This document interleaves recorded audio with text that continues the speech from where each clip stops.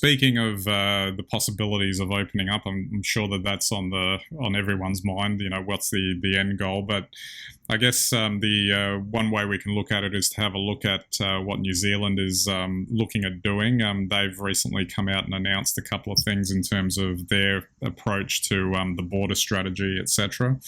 And they're taking what they're calling a individual risk-based model, which is effectively that for the first quarter of next year, they would establish low, medium, and high risk pathways into the country. And I guess that depends on whether the country you're coming from is low risk, medium risk, or high risk, and then that will determine how you would enter the country. So the idea being low risk is probably you'll just be able to go straight in. Medium risk might require some time of home quarantine.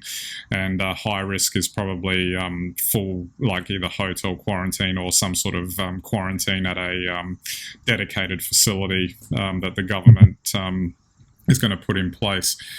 And it's interesting. We can probably, I would imagine that we'd be looking to them to see how that strategy goes, because given how things have been going here, the potential is that we will probably be behind them in terms of the timing, in terms of opening up, etc. So it would be interesting to see how they go and how that potentially might inform what happens here, because I can't imagine that Australia wouldn't be looking at it at what they're doing and not paying attention and seeing if any of it works. Yeah, look, I hope New Zealand provide a template for Australia, and we can follow it. But, I'm even beginning to wonder anymore, how well we can follow these templates. We've followed the UK, what's happened in the UK very closely. The UK is a different dynamic to Australia, and so is New Zealand ultimately. So you would hope, but New Zealand have got such fewer numbers of people to vaccinate. Probably their international travel or dynamic is different again from Australia. So there's so many additional factors in this that really will determine whether or not we can follow them successfully. So you would hope we can, but, if perhaps there'll be a different uptake of the vaccine in New Zealand to Australia.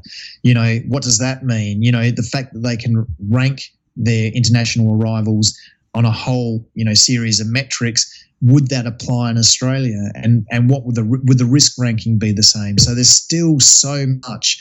I mean, I'm not saying we couldn't learn, and certainly you'd want to work together with New Zealand to try and find a successful outcome. But I'm not sure that with a virus you can just look at one situation and say it would apply elsewhere, because the virus just will use any means it can to get in and get around. And I guess in the Australian context, that seems like a long way off at this point. Before we even get to that point.